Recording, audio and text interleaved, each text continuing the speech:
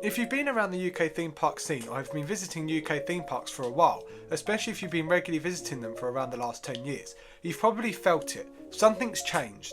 Not in a dramatic overnight way, but slowly, year by year, the excitement feels different, the values feel different, and the expectations are definitely different. People love to argue about whether UK theme parks are dying or not, but that's not really the right question. The better question is, how did we get from 2014 to now, and why does a day out feel more expensive, more stressful, and somehow less forgiving than it used to? Because over the last decade, UK theme parks haven't collapsed, they've evolved, and not always in ways that benefit the guests. In today's video, we'll be going into depth into the topic and evaluating the last decade or so let's get right into it.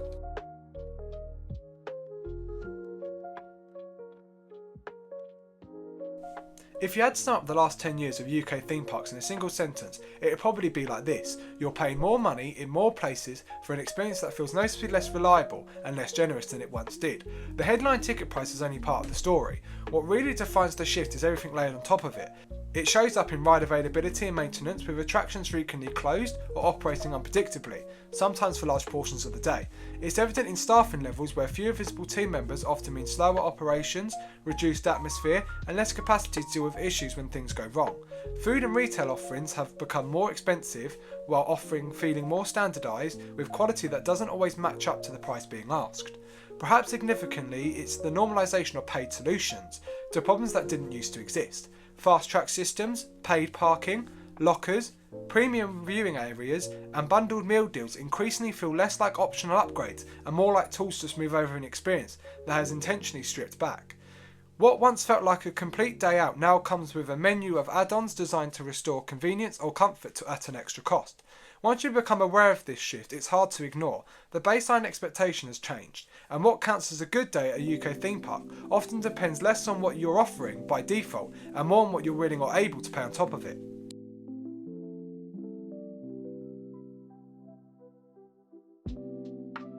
One of the biggest changes of the last decade has been the number of rides that quietly disappeared. Not just replaced quickly, not swapped one for one, just gone. At places like Alton Towers, losing attractions like the Flume wasn't just losing a ride, it was losing a high capacity sponge. Water rides especially used to soak up crowds, literally and figuratively. When they go, the rest of the park feels the pressure. Thorpe Park went through the same thing. Loggers Leap closing removes a massive family ride, and Slammer disappearing took away one of the park's most distinctive flat rides. The issue wasn't just nostalgia, it was that these rides weren't replaced quickly, if at all, leaving holes in the lineup that still affect crowd flow today. Over the decade, this became normal. Rides would close temporarily and then permanently, and then guests would slowly learn not to expect quick replacements after that. That's a huge psychological shift. Parks started to feel like they were managing decline rather than building momentum.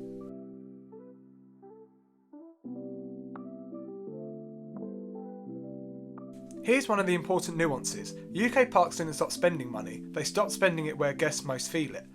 Over the last decade, investment increasingly went into hotels, short breaks, dining packages, retail and ticketing systems. From a business point of view, that makes sense. Overnight guests spend more, bundles lock in revenue, experiences can be resold year in, year out.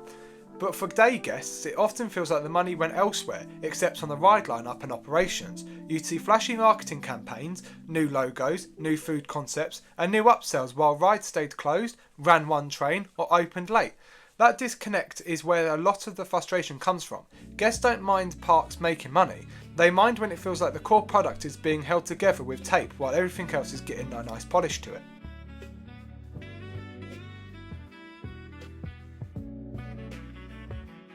If there's one thing that quietly wrecks a park day, it's staffing. Over the last decade, especially post-2020, staffing levels across the UK theme parks have clearly tightened. Fewer ride ops, fewer catering staff, fewer visible team members on quieter days. And when staffing is lean, everything suffers. Rides open later, dispatches slow down, capacity drops, few queues exposed, entire attractions close early because no one's there to run them. Guests might not see the staffing spreadsheet, but they feel the result immediately. And when you combine lean staffing with higher prices, patience disappears fast. A £25 day ticket and a £60 ticket day do not feel the same when 3 major rides are shut.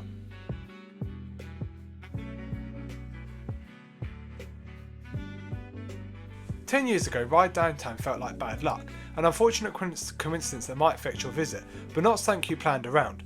Today it feels expected, almost built into the experience. Many visitors arrive assuming that at least one major attraction won't operate as advised, and that assumption is often justified. Across the UK parks, it's now common to see multiple headline rides close at the same time, sometimes for most of the day.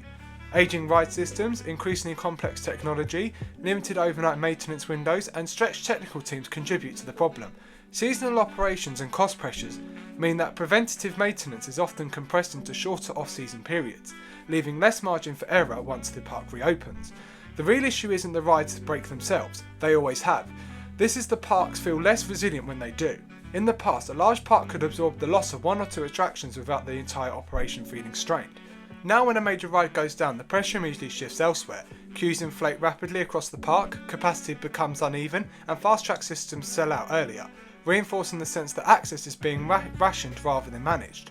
Instead of feeling like a day of discovery and choice, the visit starts to resemble damage control, checking apps, adjusting plans, and trying to salvage value from a day that feels increasingly constrained. And because guests are paying more than ever for entry, parking, and on-site essentials, downtime no longer feels like an unavoidable reality of mechanical systems, it feels like a failure to deliver on a promise. When the cost for admission rises, tolerance for disruption falls, and the parks that can't reliably deliver their headline attractions risk eroding trust rather than just disappointing visitors.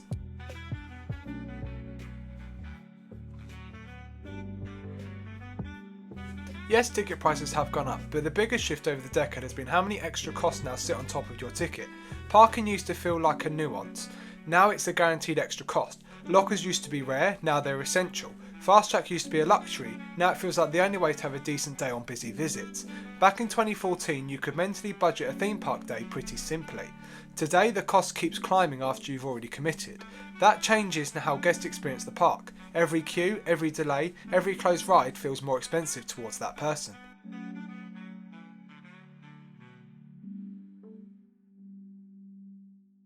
Food is where all this becomes impossible to ignore. In-park food prices have climbed massively over the last decade. £15–20 meals are normal now. Buffets and meal deals are pitched as savings, but only because individual items are priced so high. The bigger problem is quality. Guests aren't upset that food is being expensive, they're upset because it often doesn't feel worth it. Long waits, inconsistent portions, and very average food at premium prices has turned meals into one of the most complained about parts of a park visit. Food also exposes staffing problems instantly. When queues are long and outlets close early, it reinforces the feeling that parks are stretched really thin.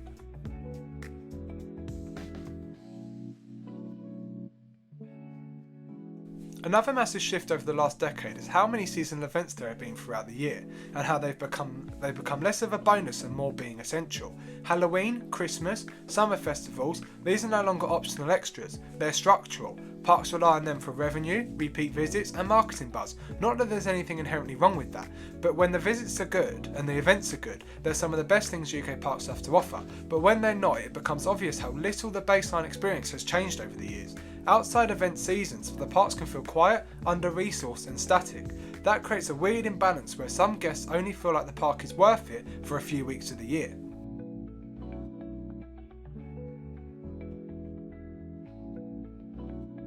Over the last decade, UK parks have leaned hard into hotels and short breaks, and overnight guests. That can be great, but the day guests, it often feels like the park isn't designed for them anymore. Early ride access, dining bundles, exclusive perks, it all creates a subtle two-tier system where on-site guests get the better experience. That's not accidental, it's strategic, but it changes the vibe of the park that used to be all about just having a day out.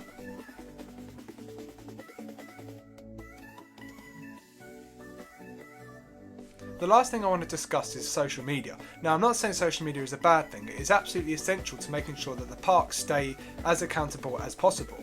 It's just changed how the theme park scene has been judged over the years. Downtime gets posted instantly, food gets reviewed publicly, queue times get screenshotted, parks no longer control the story, guests do. That's good for accountability, but it also means every mistake spreads fast. And because expectations are higher than ever, parks don't get the benefit of the doubt that they once did, and I'm not saying that they should.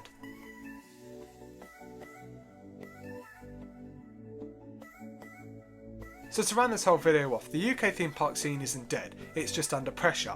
Over the last decade, parks have responded to rising costs and tighter margins in predictable ways.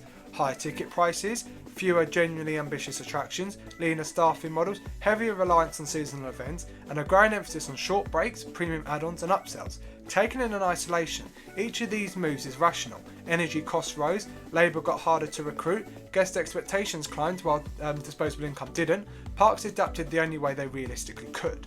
But collectively, those adaptations reshaped the guest experience in subtle but important ways. Queues feel longer because capacity is stretched thinner, operations feel less consistent because fewer staff are doing more roles. A standard visit now comes with more friction, paid fast tracks to avoid waits that used to be manageable, food pricing that feels inflated, and a core experience quietly segmented behind extra fees. What once felt like a self-contained day out increasingly feels like a base product surrounded by optional fixes. That's why the backlash isn't driven by hostility or nostalgia, it's its own sake. People aren't angry because they hate theme parks, they're frustrated because they still love them, and they remember when a day out was simpler, more reliable and more generous by default. When expectations slip, it's not the headline price that hurts most. It's the sense that the park is constantly asking guests to compensate for more optional compromises. So the real question for the next decade isn't can UK theme parks survive? Survival is already happening. The harder question is whether they can rebuild trust, reliability and perceived value without leaning on guests to pay extras to solve problems that didn't used to exist. Because right now UK theme parks don't feel broken, they just feel stretched, and visitors can feel strain everywhere from the queue line to the checkout screen. So that's where we are within the UK theme park scene right now. Over the last decade, parks have asked guests to pay more, plan more and tolerate more, while quietly removing rides, tightening staffing and leaning harder on upsells and events to make numbers work. And for a lot of people that changes how a day feels, even if they still love going. And that's the important bit. The most of the criticism around UK parks doesn't come from people who hate them, it comes from people who care. People who remember what these parks used to feel like and want them to be better again. So I'm curious, how do you feel about this? Do you think that UK theme parks still are worth it? Have you noticed this change over the last 10 years? Or do you think things are better than they've ever been? Let me know in the comment section down below. If you've liked this video, please consider liking and subscribing as it greatly helps the channel out and so it keeps you guys updated on more zoo and theme park content on the channel. Thank you for watching and I'll see you in the next video.